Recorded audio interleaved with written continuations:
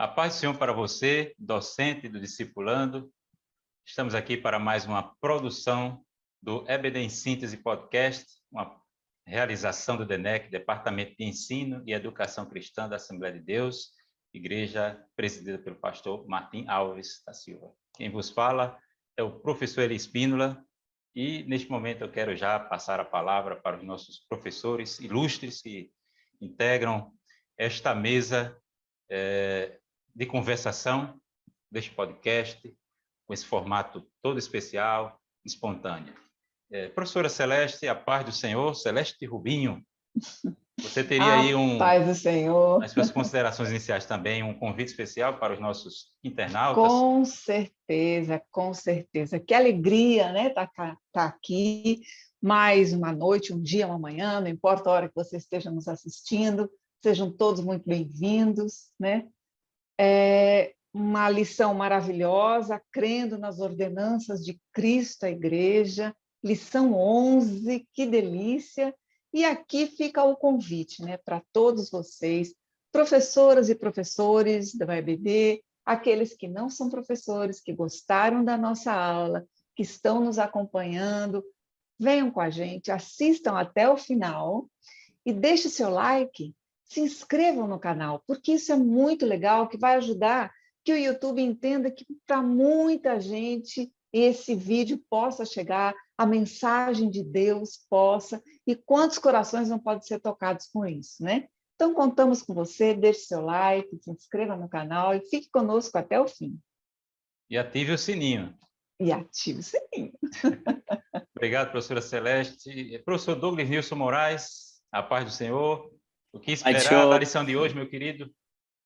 Pai do Senhor, professores que nos assistem, nós que estamos aqui nesse podcast, quero primeiramente também agradecer a todos aqueles que semanalmente têm nos acompanhado, têm sido abençoados, assim como nós, com esse tempo de aprendizado, seja através deste grupo ou o outro grupo que também está semanalmente trabalhando as lições do discipulado, e a nossa expectativa a cada semana é que sejamos instrumentos nas mãos do Senhor para ministrar a lição e poder contribuir com a aula que o professor já está preparando para o próximo domingo, e assim nós podermos ser parte desse processo. Essa é a nossa expectativa para hoje, em se tratando das ordenanças. Obrigado, professor Douglas Nilson. Então, para você, professor do Discipulando, professora do Discipulando, está aqui a nossa gratidão por acessar o nosso canal e se inscrever, ativar o sininho e ficar acompanhando as aulas desta equipe, não apenas desta equipe, mas também dos demais segmentos da nossa EBD. Hoje, meus queridos professores, estaremos aprendendo sobre a lição número 11, crendo nas ordenanças de Cristo à Igreja. Seriam pelo menos duas ordenanças, dois mandamentos deixados por Cristo, duas instituições reconhecidas por Cristo, né? E, digamos, só considerando aqui alguns elementos que o título dessa lição implicam, né? Por exemplo, o caráter de ordenança e ambas as ordenanças, elas tratam tanto do início da fé ou da vida cristã, como da experiência, né, da jornada cristã, né? São ordenanças que teriam, digamos assim, um caráter de rito, né, propriamente de rito, um caráter cerimonial, e também são ordenanças, ou melhor dizendo, proclamações, que também trazem um elemento simbólico daquilo que Cristo fez por nós, daquilo que Cristo fez por cada crente. E que você, professor discipulando, precisa levar em conta, antes de propriamente introduzir o assunto da lição, que uma pergunta que pode surgir entre os alunos é: qual é a igreja correta, né? Ou as marcas de uma verdadeira igreja? A marca de uma verdadeira igreja é uma igreja que administra essas ordenanças, as ordenanças que haveremos de estudar aqui, e que as administra de forma correta. Não, você não pode conceber uma igreja que não administre a ordenança do batismo ou que não administre a ordenança da ceia. Pronto, e acabei de citar aqui os dois, em que consistem essas ordenanças que serão objeto do nosso estudo hoje. E ali, agora, introdutoriamente, professor Douglas News, por favor, pode dizer alguma coisa. E quanto a essas ordenanças, nós temos essa liberdade, sempre temos batido nessa tecla, que para o novo convertido que está ingressando na igreja, ele pode se perguntar aonde vai encontrar, qual é a fundamentação dessas ordenanças, por que nós seguimos determinadas ordenanças e, de repente, ele pode estar vindo de um outro segmento, onde lá se administrava de outras formas. Como fazer isso? Como trazer segurança bíblica e teológica para esse novo convertido? Então, nada melhor do que a nossa declaração de fé. A nossa declaração de fé, ela vai ter nos capítulos 12 e 13, vai apresentar detalhadamente o nosso credo sobre essas ordenanças, sobre o batismo em água e sobre a ceia do Senhor, que ao longo deste momento nós vamos estar sempre pincelando sobre, com maior detalhe, sobre esses dois momentos de relevância para, como você falou, para a vida cristã. Eu queria fazer uma ressalva que quando o professor ele fez uma pergunta, qual é a igreja correta, né? É uma boa pergunta, uma pergunta ingênua, mas é uma boa pergunta e muito frequente, inclusive, né? Dos novos convertidos, porque não nasceram no Evangelho, por óbvio, né? E estão vindo aí das mais variadas igrejas e entendimentos possíveis. E a nossa função é qual? Acolhimento, né? Nós, primeiro ponto, precisamos acolher, porque há outras denominações e outras igrejas que elas têm um posicionamento radicalmente distante, ao contrário ao que nós vamos apresentar, o que a revista está nos trazendo, né? Mas eu acho que um ponto que a gente pode ressaltar para facilitar o entendimento desse aluno seria tocar na graça salvífica, né? Quando nós trabalhamos aquilo que nos permitiu a graça, que é diferente da meritocracia, eu acho que é fundamental uma introdução nesse ponto para ele, por si próprio, começar a refletir e vai começando a entender, quer dizer, então, que não depende do que eu faço? Então, quer dizer que não depende de nenhum ato extraordinário ou que advenha de mim, ou que venha para mim mesmo. Isso é importante, né? Porque quando nós formos trabalhar ordenança e sacramento, basicamente, há uma linha de pensamento que entende que o sacramento ele traz uma graça espiritual, ele traz uma graça salvífica, né? E que os sacramentos são veículos dessa graça. Esse é o ponto, a graça, né? E a graça, só para concluir, amado, a graça, ela é de graça. A graça, ela vem para além do que eu sou, do que eu faço, do que eu fiz, do que eu deixo de fazer. Claro, eu estou sendo exagerada, né?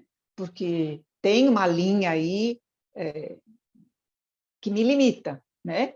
Que é a ética espiritual. Mas independe de tudo aquilo que eu fiz, eu que vim de outra linha de pensamento, para mim foi muito difícil entender esse ponto. Qual a diferença de ordenança e graça? Puxa vida! Então, eu estou falando como se eu estivesse falando para mim há 20 anos atrás. A graça, esse é o ponto. Pois não, professor Douglas?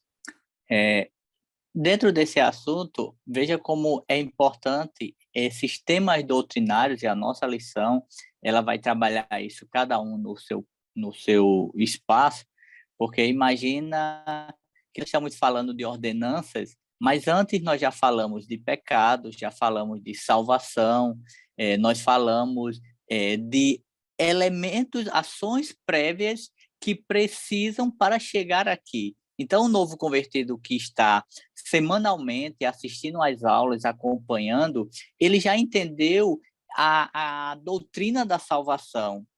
Ele já compreendeu que ele é salvo na pessoa de Cristo Jesus.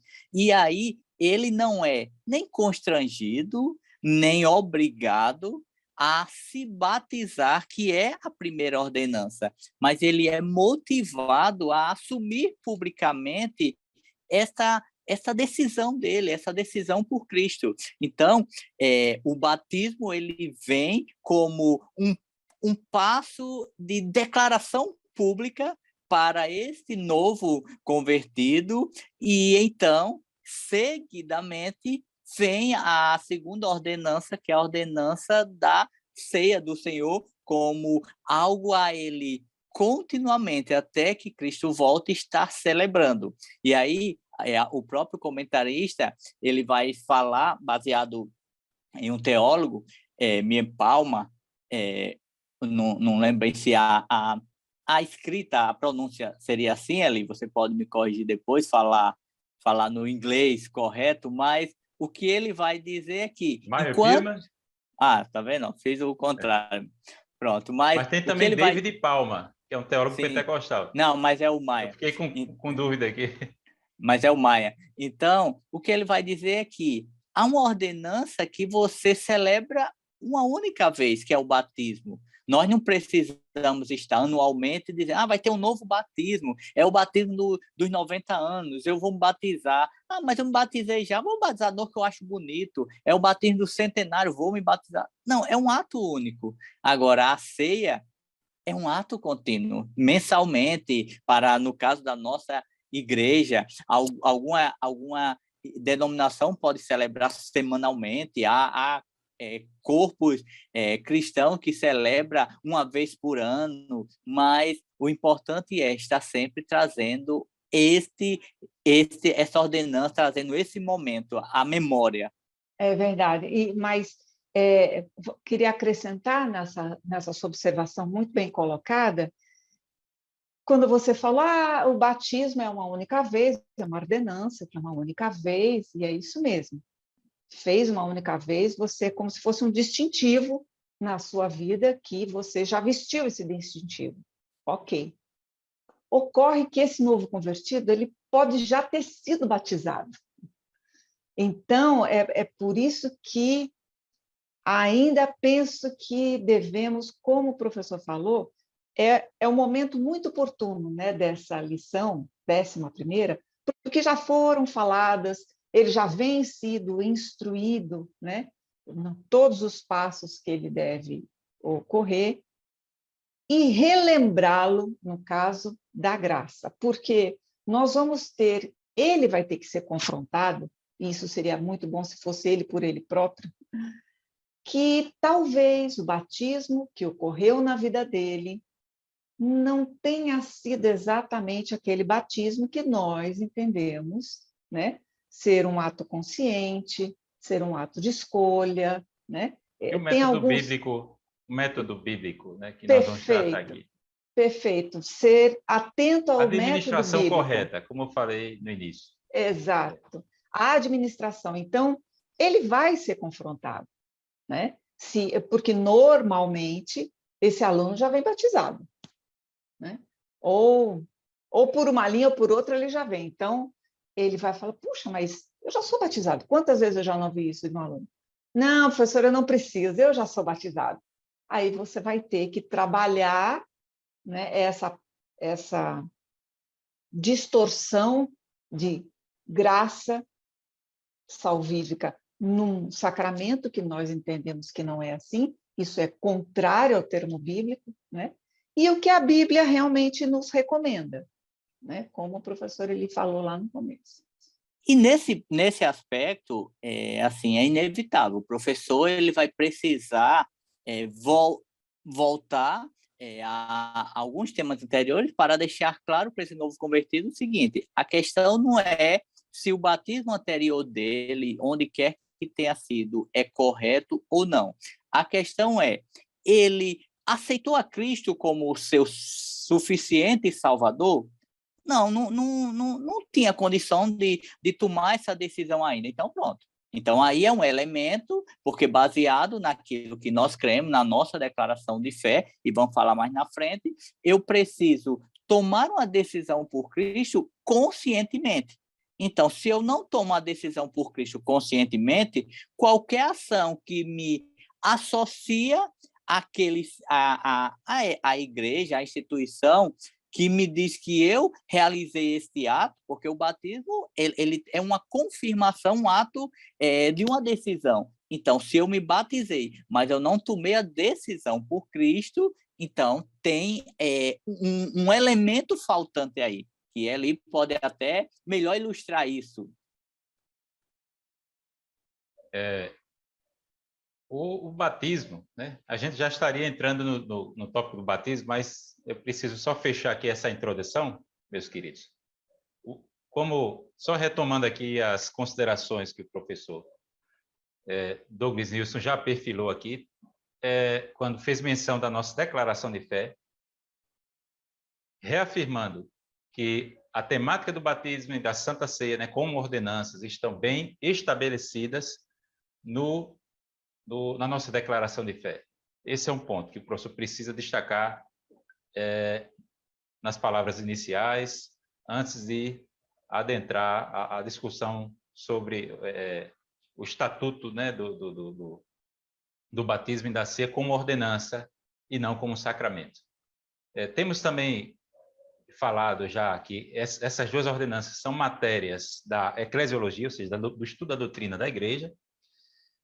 Temos também falado dessa questão desse aspecto inicial da vida cristã, esse rito de iniciação, porque o batismo tem a ver com a vinculação institucional, né? E isso pressupõe, eu creio que a professora Celeste sabe muito bem disso, né, porque ela é professora, direitos e deveres. Se você está se filiando, né, a uma denominação, a um grupo religioso, né, há direitos e deveres. E aqui, só fazendo uma comparação com o Antigo Testamento, que nós temos também uma cerimônia que tem a ver com o rito, com a iniciação da fé judaica, que é a circuncisão, né? Agora, a diferença da circuncisão para o batismo é que, no caso da circuncisão, mulheres não eram circuncidadas. Não eram circuncidadas. E nós tínhamos também a festa anual, que era a Páscoa, que também diz respeito à vida cristã. Então, uma ordenança diz respeito ao início da caminhada na fé, e a outra ordenança, aqui eu estou estabelecendo um paralelo, né? Um paralelo entre a circuncisão e o batismo, como ritos de iniciação, né? Mas a nossa denominação ela não vai propriamente se basear na circuncisão para trabalhar a doutrina do batismo, porque temos suficientes bases bíblicas no Novo Testamento para fundamentar essa doutrina, tá certo? Então, nós temos, sim, nesse sentido, em termos de início da fé cristã e a vida cristã de um modo geral, né, que é a ceia. Meus queridos, iniciando aqui já sobre o nosso primeiro tópico, vamos falar aqui sobre que batismo e ceia são ordenanças, ordenações deixadas por Cristo para a igreja, mandamentos, e não sacramentos. A palavra sacramento, ela tem origem no latim, inicialmente significava uma espécie de depósito que era feito em um lugar sagrado, e depois veio a significar, ou ter uma conotação, a ser empregada essa palavra como, no contexto assim, de juramento militar. E algo que influenciou, né, um evento no processo histórico que influenciou a assimilação por parte da igreja foi justamente a inserção da palavra sacramento nas escrituras, particularmente na versão latina, que é a Vulgata, por Jerônimo, né, que foi quem traduziu as escrituras, né, do grego e do hebraico para o latim, e ele traduziu no Novo Testamento a palavra mistério, né, que é mysterium no grego, né, traduziu como sacramento. Mas já temos falado aqui que é preferível a palavra ordenança. É preferível a palavra ordenança. E temos também, a professora Celeste já sinalizou neste sentido, que a noção ou conceito de ambas as ordenanças, tanto a ceia como o batismo, não serem considerados como meio essencial de salvação ou de santificação. Pelo contrário, é um sinal da salvação já alcançada, de que você já alcançou a salvação. Como eu já falei, estaremos falando aqui sobre símbolos que proclamam algo que já aconteceu na vida cristã, na caminhada cristã, na carreira cristã. Então, batismo não salva, ceia não salva. Nós temos, ainda aqui, reforçando esse conceito de ordenança, esse estatuto ordenatório, né, da ceia como ordenança, como um ordenamento, tanto a ceia como o batismo, nós temos o batismo integrando a grande comissão. Ide por todo mundo, né, fazer discípulos de todas as nações. Isso é uma ordem. Isso é uma ordem. E quando nós vemos na instituição da ceia por Cristo, né, fazer isto, uma ordem que Cristo deu, né? Fazer isto em memória de mim. É uma ordem. E Paulo também, quando trata na primeira carta aos Coríntios, capítulo 11, versículo 23 e diante. E nós temos também exemplos de Cristo sendo batizado e o exemplo de Cristo também instituindo a ceia, né? Instituindo a ceia. Então, eu queria aqui nesse primeiro tópico só pontuar esse primeiro tópico que trata da distinção entre ordenança e sacramento, e, ao mesmo tempo, afirmando, né, estaremos aqui a afirmar que ceia não é sacramento e que batismo não é sacramento. Professora Celeste, o professor Douglas Nilson, fiquem à vontade. E só complementando, as ordenanças, né, elas são, basicamente, se eu pudesse resumir, determinadas por 3 fatores, né? Elas foram instituídas por Cristo, então isso tem que ficar claro na mente do aluno. Elas foram ensinadas pelos apóstolos e elas foram praticadas na igreja primitiva. Então, penso que são alguns pontos básicos para diferenciar. E quanto ao sacramento, ele, embora as denominações que entende por sacramento, elas divergem até entre si, mas uma grande parte delas entende que é necessário esse sacramento para se conseguir uma salvação. Então, muito bem fechado esse ponto, eu queria lembrar de Tito, capítulo 3, versículo de 4 a 7, quando ele diz que fomos justificados pela sua graça, sejamos herdeiros segundo a esperança da sua vida, baseado na renovação pelo Espírito Santo através do batismo. Então, esse batismo, ele me traz uma sinalização. Eu já faço parte da família cristã, e como o professor Douglas Nilson tinha mencionado, eu não sou obrigada a me batizar, mas é muito legal, seria muito interessante que eu tornasse pública uma decisão, né? Porque quando eu torno público, é como se eu dissesse ao outro, não faço mais parte do seu território, agora eu pertenço a um outro território, a um território cristão. Então, são elementos que vão contribuindo para a minha autorresponsabilidade como cristão. No entanto, o batismo não é um sinal claro para dizer que eu sou efetivamente salva. Certo? É assim. Há uma sequência. Eu aceito Jesus Cristo como meu único Senhor e Salvador, decido me batizar, se eu cumprir aí alguns requisitos, e então eu posso participar da Santa Ceia. Ok. Mas vamos lembrar que trigo e joio crescem juntos, né? Eles crescem juntos. Então, eu não posso, vamos dizer assim, criticar nenhuma postura através... Eu estou dizendo isso porque domingo retrasado, né, professora Eli, que eu dei aula sobre o Estatuto da Igreja, e para muitos jovens, né? Tinha algumas pessoas já adultas, mas na grande maioria eram jovens. E jovens, a partir de 12 anos, aquele que nós entendemos que já tem aí uma opinião formada, mas é só Deus, eu quero deixar claro aqui que é só Deus que vê o coração da pessoa. Então, o professor, ele tem que direcionar sem rotular. É esse o cuidado, a cautela. Vocês estão entendendo? Sim, sim. E dentro desse aspecto, eu acho interessante a fala de Celeste. Agora, nós, como professores, que estamos lidando com um público que está ingressando na igreja, né, novos convertidos, o nosso papel é ensinar e apresentar os elementos do batismo, da ceia, das ordenanças, a importância desses elementos. Só que nós podemos nos deparar com alguns públicos distintos. Há aqueles que, por entender que eu não estou ainda preparado para me batizar, vou esperar um pouco mais. E aí, isso precisa de uma maior investigação, digamos assim, para saber por quê, o que é que precisa algo mais. Porque o batismo não é algo místico que eu só vou me batizar se Jesus me der um sonho que eu estou sendo batizado. Ou então, se Jesus usar alguém para que diga que eu tenho que ser batizado. Isso é uma decisão.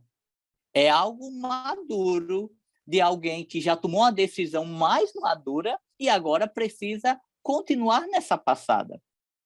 Porque senão, se eu, como professor, não confrontar, não ensinar, não motivar, e o nosso papel para aí, motivar, ensinar, confrontar, nós podemos meio que não dar importância devida a Perfeito. essas Mas, assim, ordenanças. só um detalhe. Quando você fala motivar, é perfeito, professor.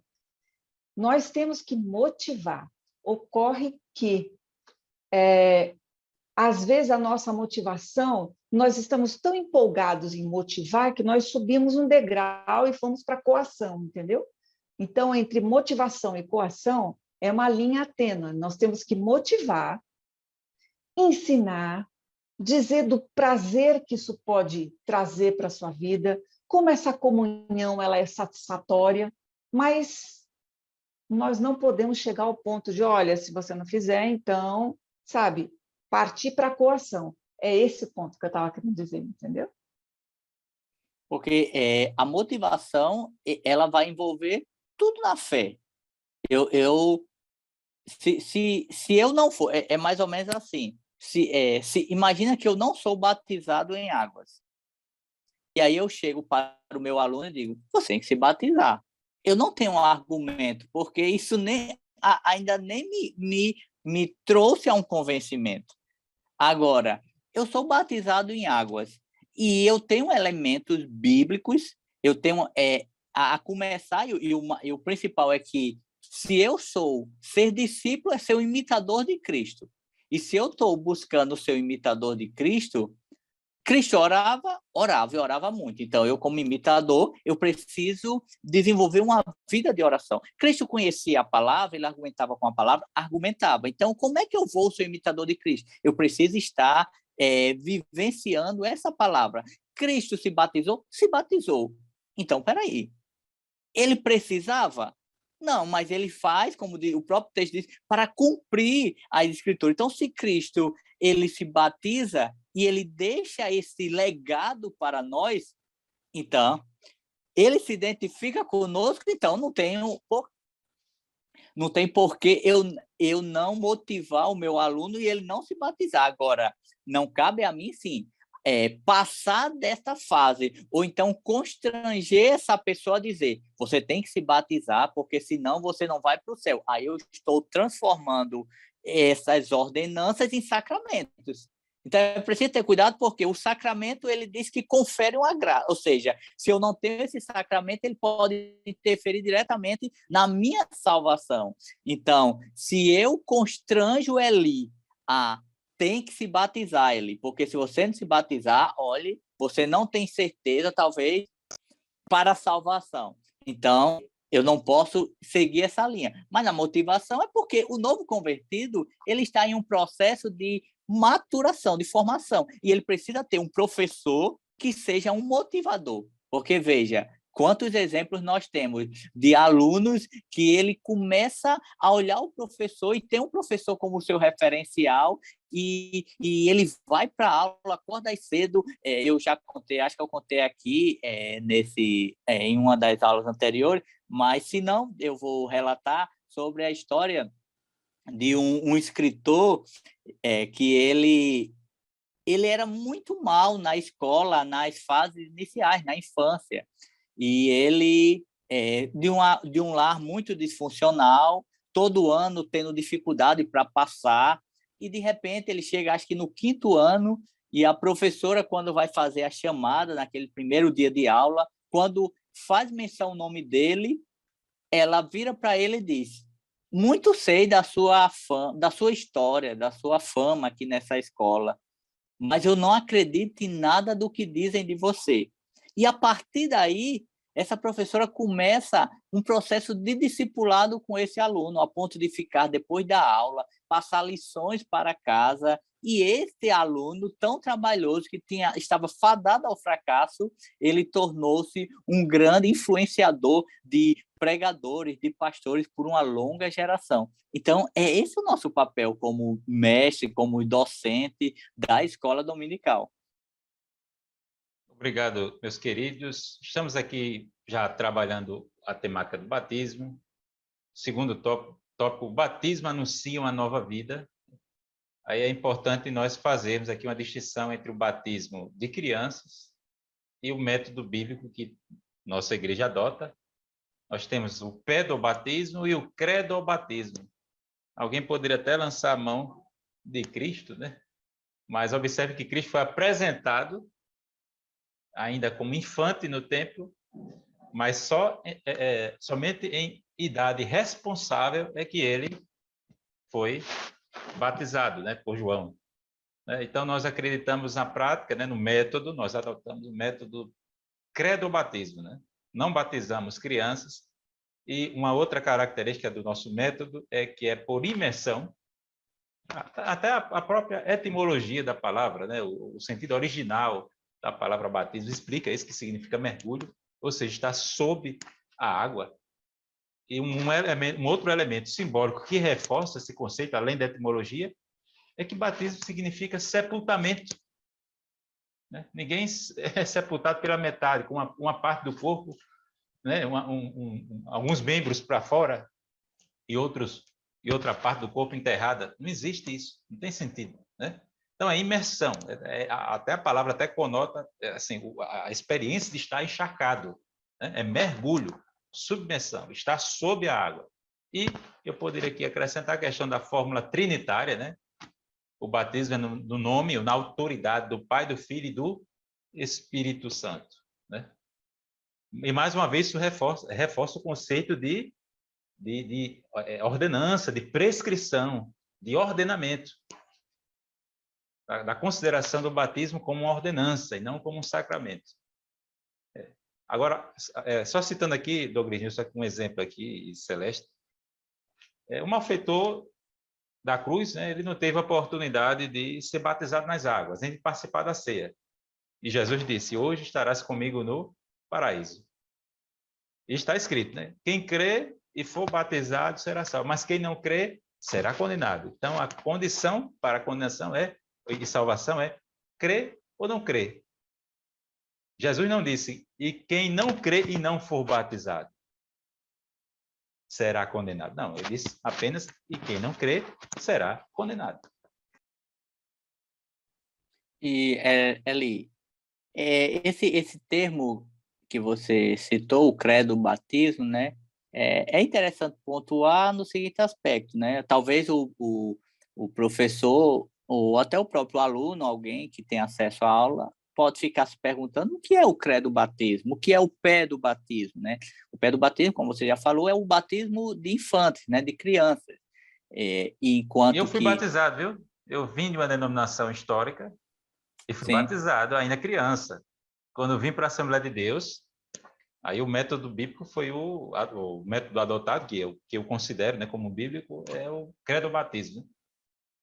então, a nossa declaração de fé, ela vai apresentar orientações quanto a isso, e nós temos uma idade, a partir dos 12 anos, acho que é isso, 12 anos, que esse jovem ele pode tomar a decisão do batismo, mas o credo batismo ele é importante pontuar porque é dizer o seguinte: o batismo não é para quem quer, chegou e batizou.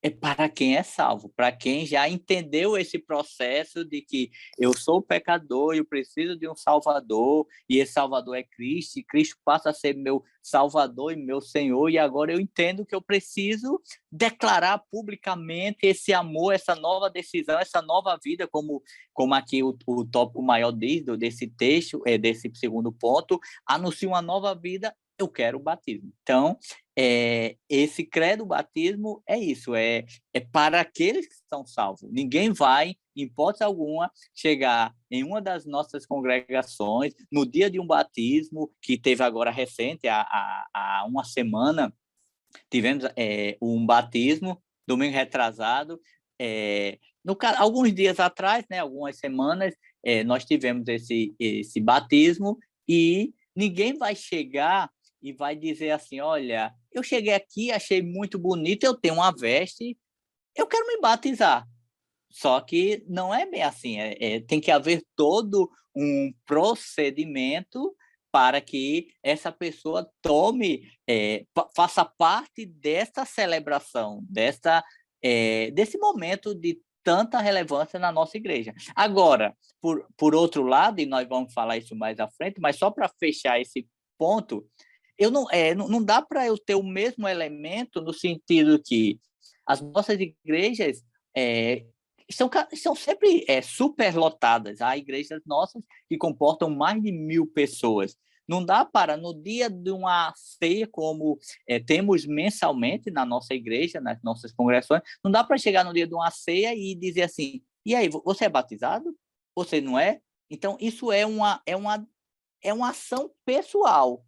A pessoa precisa entender, há sempre uma orientação, que esta é uma cerimônia para aqueles que já desceram as águas batismais, mas se alguém, porventura, desavisado, chegar em uma de nossas congregações, eu fui lá, comi um pedaço de pão, tomei lá o suco de uva, ninguém disse nada, tanto faz. Isso não quer dizer que nós deixamos a coisa correr frouxo. Na verdade, é que isso eu preciso entender, eu preciso compreender a seriedade dessa celebração, dessa cerimônia. Caráter Senão, solene, né? Solene. Não, e a nossa igreja ela é muito cautelosa, né? Porque ela prepara a pessoa que está interessada em receber o batismo de uma forma plena, né? De uma forma plena. Ela prepara quanto aos nossos usos e costumes, porque é muito importante. Faz parte ela da identidade da igreja. Faz A pessoa está parte se da nossa filiando a um identidade. grupo, então ela precisa Sem estar a par, dúvida. se inteirar. Perfeito. Direitos E e outra. deveres. Há uma questão ética aí. Exato. E depois ela vai ser cobrada. Por isso a nossa preocupação de deixar tudo muito claro para ela estar muito ciente do que ela vai fazer. E quando ela tomar esse passo, vai ser um passo tão claro na mente dela que ela vai se sentir segura, ela vai se sentir bem, ela vai se sentir orgulhosa em dizer: eu fui batizada, eu sou batizada hoje, né? Porque o batismo ele identifica você com Cristo, né? E essa identificação ela vai querer compartilhar com você. Por isso que, inclusive, o nosso estatuto é muito claro, né? Porque nós temos regras, como o professor ali falou. Nós temos regras, como todo local tem. No seu condomínio tem regras, não tem? Muito bem. na igreja que você vai participar também tem regras, né? E nós precisamos estar cientes delas, para que, se algum dia, porventura, alguma delas for quebrada, nós termos a ciência que isso impõe consequência. Nós né? não podemos ser reducionistas, medindo ou validando um grupo religioso, uma denominação, com base naquilo que ela proíbe ou libera. Não, aqui é proibido, ali é liberado. Não. Em todo lugar você tem algo que é permitido. Né? Todo. Algo que Inclusive, até para você Entendeu? andar na rua, para você andar no ônibus, para você entrar no supermercado. Sem dúvida. Do perfil. Entendeu? É. Não é uma Nós anarquia. temos. Não vivemos numa anarquia. Todo Exatamente. grupo, todo o contexto, todo núcleo organizacional, né? Que se preze por um mínimo de a organização. regra, ela é muito salutar. O porque senso de pertencimento. Ela é salutar porque ela me dá limites, ela me dá segurança, ela me dá uma série de quesitos que eu sei até onde eu posso ir, onde eu não posso, e eu posso estar de acordo ou não. E uma observação importante dentro desse aspecto. Nós também precisamos, o professor precisa, desconstruir alguns mitos. Vocês aqui já falaram alguns mitos. Desconstruir outros tantos mitos que estão associados ao batismo. Por exemplo, o mito do misticismo. Ou então, assim, eu achar que no ato... Eu não estou muito bem resolvido. Eu ainda não estou bem salvo, digamos assim. Só um texto, uma expressão comum. Mas eu creio que na hora que eu descer ali as águas, Deus vai gerar uma força em mim que eu vou ser salvo naquele momento. Isso é um mito. O batismo não tem essa ação. Deus ele pode fazer em qualquer que seja a circunstância. Ele não tem uma ação regeneradora. O batismo não tem. E aí, uma outra questão é que o batismo, eu estou na igreja, eu levantei a mão para Cristo, eu me considero um crente e eu tomei a decisão de me batizar. Mas o batismo, e a professora Célia já falou, ele não garante que, pronto, me batizei, agora é só ficar no banco, porque existe uma coisa chamada santificação progressiva. Então, o batismo ele é uma etapa conclusa, mas eu preciso continuar nesse processo de santificação. Uma coisa é a iniciação na caminhada ou na fé. Outra coisa é a vida cristã. Isso tem a ver com a ceia, né? Assunto do próximo tópico. Tem a ver com a ceia. Porque, não, veja, eu posso me batizar e esperava que algo extraordinário acontecesse ali naquele tanque ou naquele mar, se for num mar, num local aberto. Não aconteceu como eu esperava.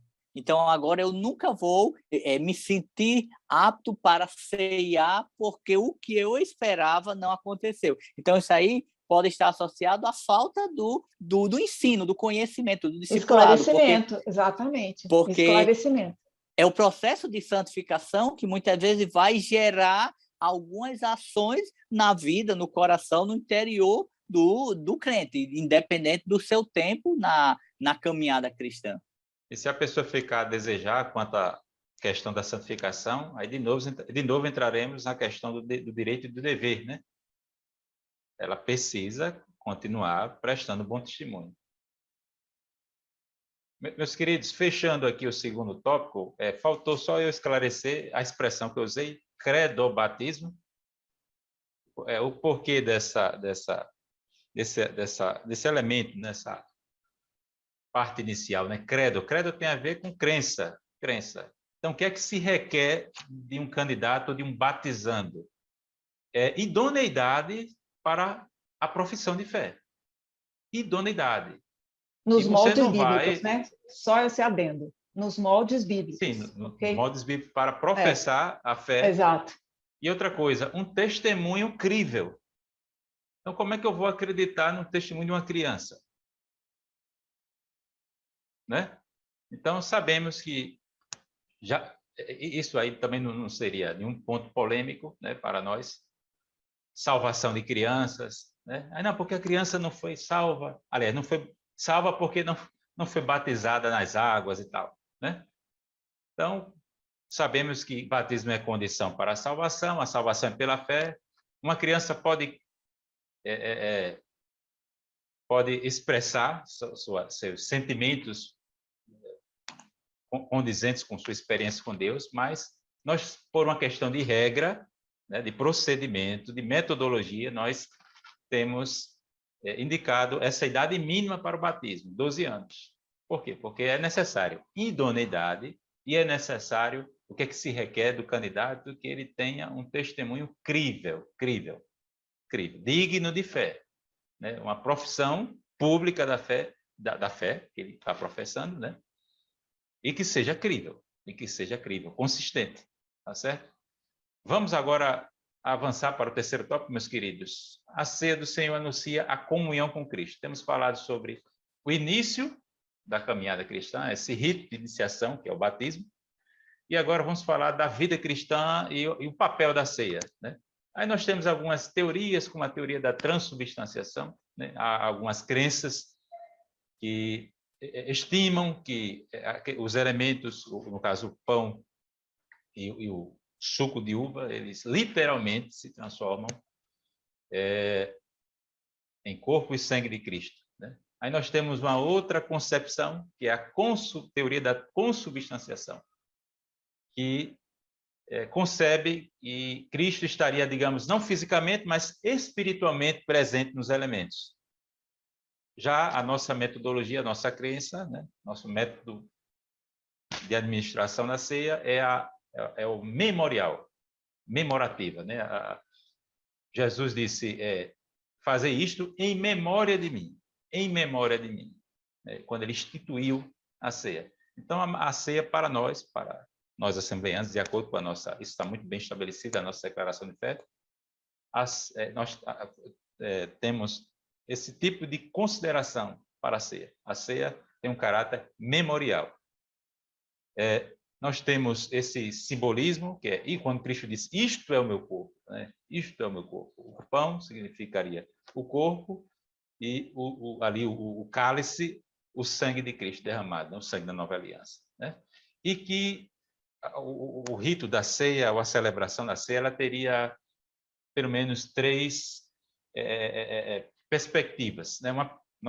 Alguém poderia apontar assim, dizer que a ceia aponta para o passado, faz referência ao passado, porque fala de algo trágico, ou seja, da morte de Cristo substitutiva, a morte de Cristo em nosso lugar. Tem essa consideração, uma referência em relação ao passado, uma referência ao presente, que é o momento de celebração e de comunhão, como o próprio tópico diz, a ceia do Senhor anuncia comunhão com Cristo, ou seja, nossa união com Cristo, e nós temos aí uma referência ao futuro, que é o banquete messiânico da noiva com o seu noivo. E agora, professores, o que vocês poderiam complementar em termos de subsídio para o nosso professor, nossa professora discipulando? A importância disso é o seguinte: quando nós estamos aqui lembrando que a ceia ela é uma reunião, né, importante da nossa igreja, ela visa não só a comunhão entre os irmãos no momento de memorial, né, mas esse memorial ele é tão importante porque sempre trazer à memória aquilo que é importante, ele modifica a minha caminhada. Ele pode contribuir com a minha santificação, porque estamos participantes de um mundo onde as memórias são curtas, onde não há interesse em rememorar as boas coisas, os bons costumes. As coisas são muito passageiras, né? As coisas são líquidas, como diria Balmer. Então, trazer à memória a importância da ceia é o que houve, como o professor muito bem colocou. A ceia é um momento de passado, presente e futuro. Ela, num único instante, ela me traz essa memória ampla do que foi feito por mim, sem nenhum merecimento que eu tinha nesse momento. O fruto que eu recebi dessa atitude que Deus fez por mim e o meu porvir, a minha esperança, né? E por isso o meu olhar para o futuro. Então é muito importante. A história, ela sempre tem que ser trazida de volta à nossa memória, porque senão nós esquecemos quem somos, nós esquecemos qual é o nosso propósito, não só para a nossa igreja, é para com Cristo em primeiro lugar, né?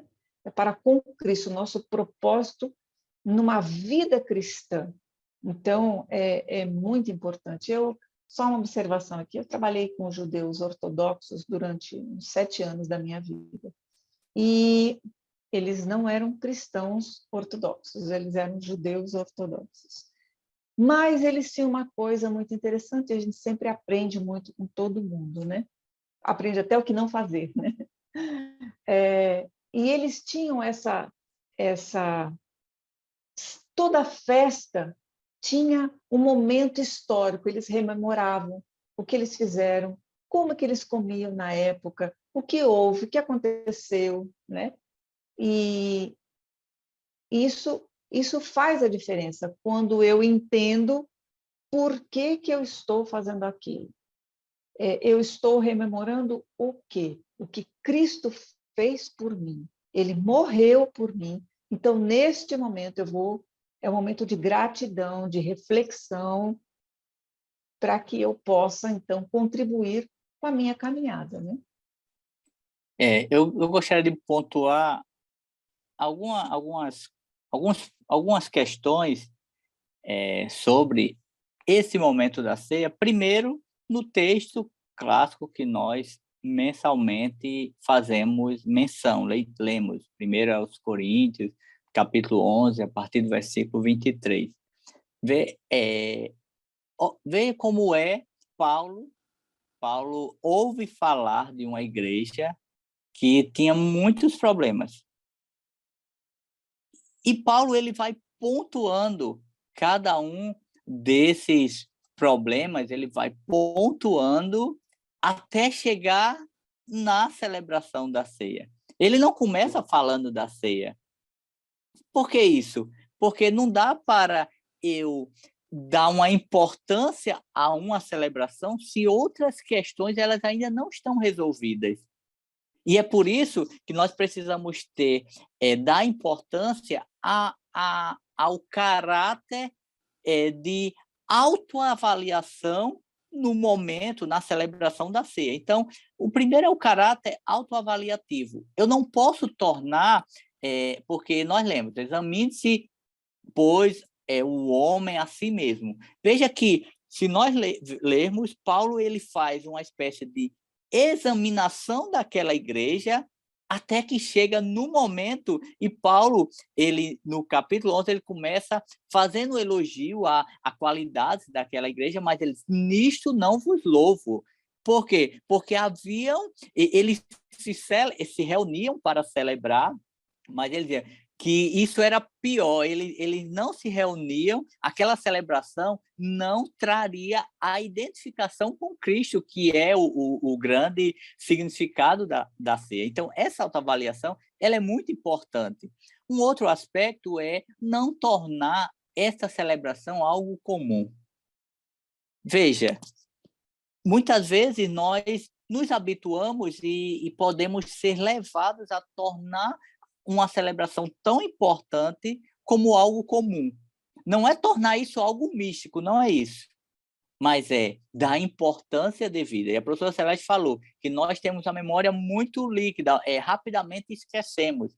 E eu estava meditando esses dias sobre isso, porque, veja, no passado, e não um passado muito distante, o dia da celebração da ceia era um dia em que as pessoas se preparavam era uma preparação corpo, alma e espírito. Então, assim, era aquele dia em que há uma preparação, há uma expectativa para aquele momento. Nos dias que nós vivemos, com tantas questões, trabalhos, aquilo outro, às vezes as pessoas vão tornando um momento importante como algo comum, a ponto de, hoje eu não vou, não. Próximo mês eu vou, não tem problema. Depois eu vou, tem lá domingo, depois da escola, eu vou lá rapidinho, não tem problema. Então, assim, eu não estou aqui avaliando as necessidades de cada pessoa, mas nós estamos lidando com um público, que é um público que está sendo moldado como imitadores de Cristo. Então, nós precisamos apresentar para esses alunos a importância dessa celebração, a importância de autoanálise, mas também valorizar esse momento, porque é um momento importante para a nossa igreja, para a igreja, é uma celebração importantíssimo. E analise o homem a si mesmo, graças a Deus, como Deus é maravilhoso, como ele é bom, como ele é sábio, porque se eu fosse depender da avaliação do meu irmão para eu participar da ceia, ia ser bem complicado, né? Porque nós temos o hábito de julgar uns aos outros, nós temos o hábito de sempre tornar o outro culpável por alguma coisa. Então, essa responsabilidade que na Bíblia toda, no Antigo Testamento também ele fala, a responsabilidade é individual, é pessoal, né? Então, quando ele chama cada um de nós para nos autoexaminarmos, puxa vida, isso é o ápice que o professor deve estimular isso desde já, a todo momento. Não é só no momento de ceia, não. Essa autoanálise ela deve ser feita o maior número de vezes possível, porque só assim que nós conseguimos nos perceber e nos corrigir na caminhada até Cristo, né? E só para fechar, Eli, a minha fala, o terceiro subtópico do terceiro tópico vai falar que a ceia ela tem um referencial, que é em memória de Cristo. Em uma das lições anteriores, quando nós falávamos sobre a Bíblia, sobre a palavra, então nós citávamos o seguinte, que toda e qualquer pregação, ela tem que estar centrada em Cristo. Então, a celebração da ceia é uma celebração em que tudo tem que estar, o meu coração tem que estar voltado ao que Cristo fez. A melodia litúrgica, o inário, os hinos, as canções que são apresentadas de igual modo, porque é como assim, num culto de Ano Novo, por exemplo, nós temos uma cerimônia específica, é tradição nossa, um horário específico, há um hino específico para aquele momento da virada. Isso nós sabemos, é tradição e nós gostamos. Da mesma forma, a ceia ela não pode se tornar uma celebração comum quando, depois que fiz tudo, agora vamos, os elementos.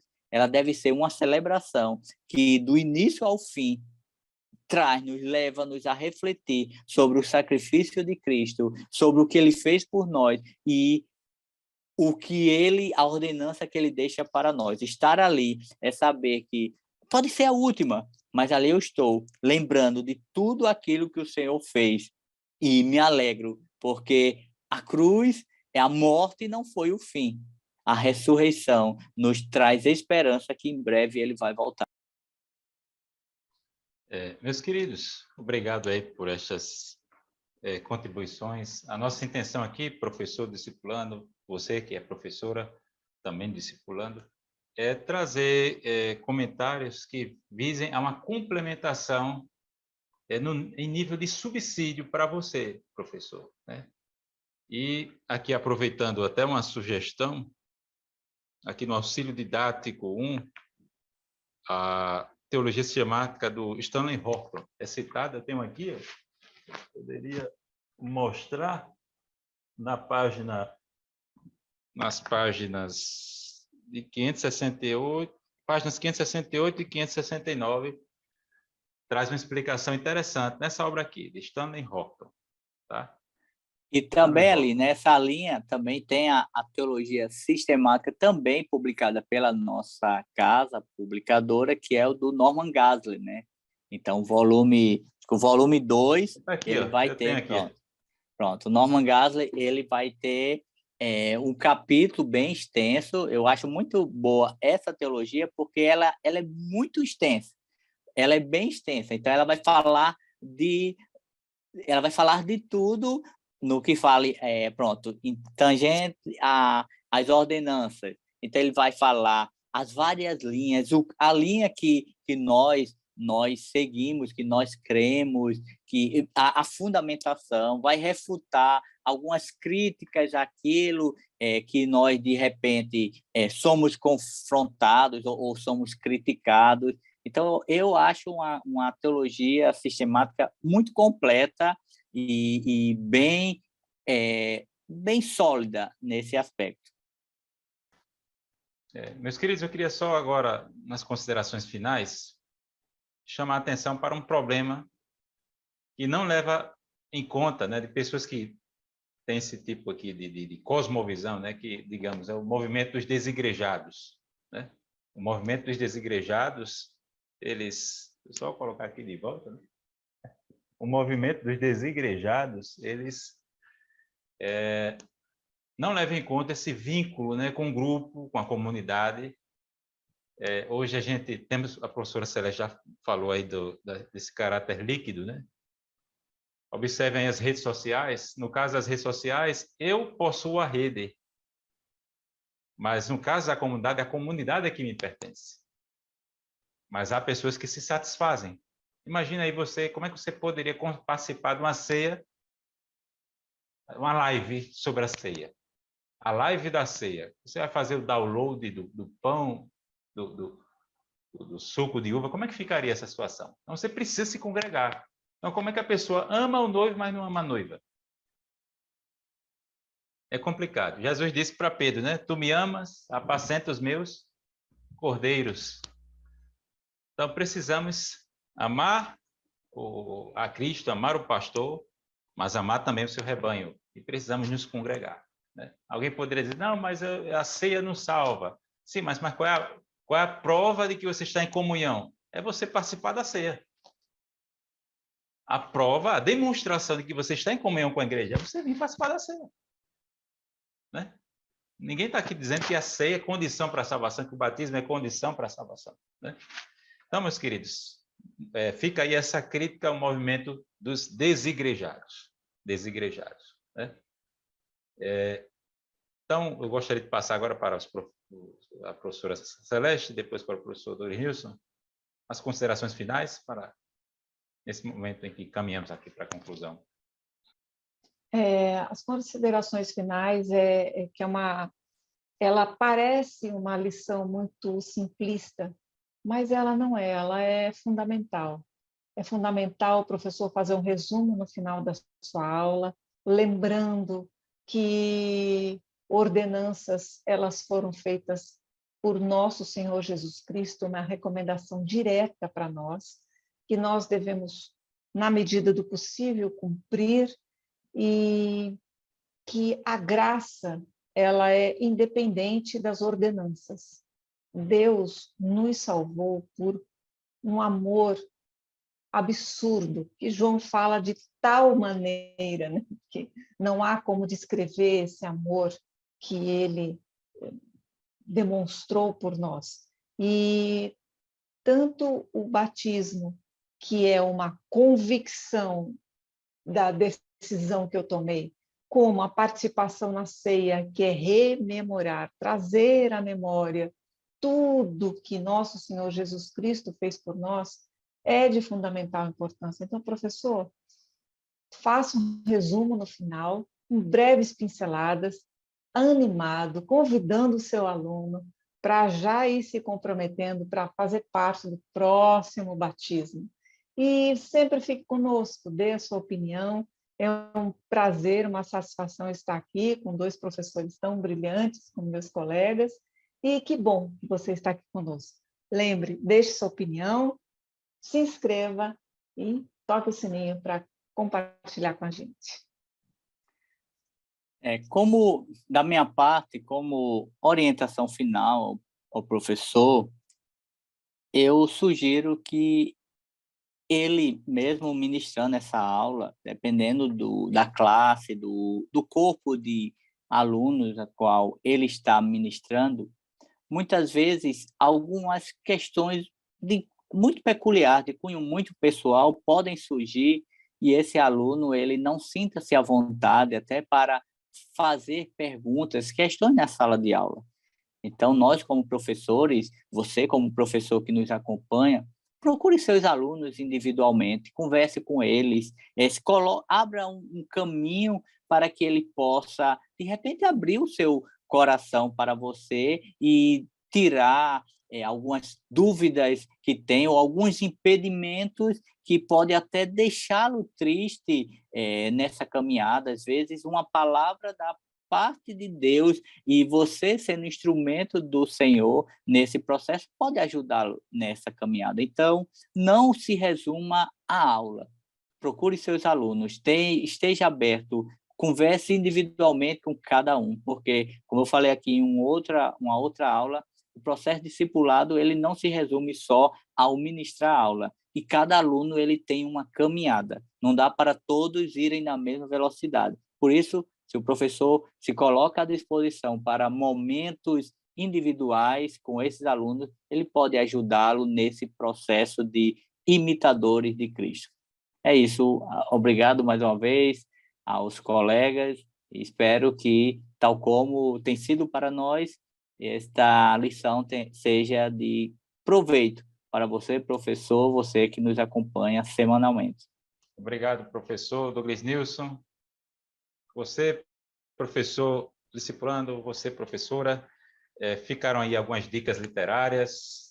Temos falado sobre alguns autores, como o Stanley Horton, o David Palmer, o Meyer Pearman, né, o Norman Geisler, que não é necessariamente um pentecostal, mas a obra dele é publicada pela nossa editora, a CPAD, um excelente autor, né? Ficaram aí essas orientações quanto ao papel do professor como conselheiro, além de ensinar a temática do batismo e da ceia.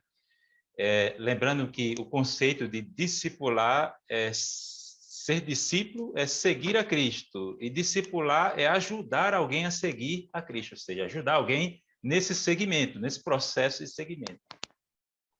Ficou também essa palavra, como sempre, calorosa, da professora Celeste, incentivando aí a sua interação conosco através do nosso canal. Então, quero aqui, meus queridos, mais uma vez agradecer e louvar a Deus por mais um podcast. A paz do Senhor, meus queridos professores, a professora Celeste, professor Douglas Nilson, pastor Reinaldo, mais uma vez, grato pela confiança, pastor Martim, obrigado pela confiança e pela oportunidade. Nossa próxima lição será de número 13, estaremos então concluindo este segundo ciclo da revista Discipulando. Então, meus queridos, a paz do Senhor, até o próximo encontro.